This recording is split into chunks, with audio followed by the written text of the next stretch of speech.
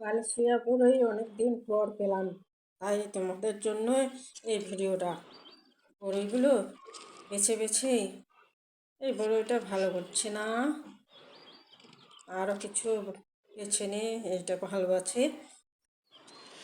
আরও দেখি, আরও কিছু, বেশ কিছু ভালো ভালো বড়ইগুলা বেছে নিই,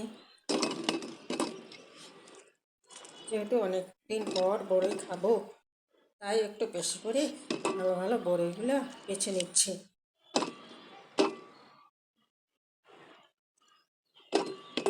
মনের আনন্দে বড়ই খাবো আমি, মালয়েশিয়া বড়ই, সেই ছোট্টবেলার বড়ই খেতে খুব সুস্বাদু।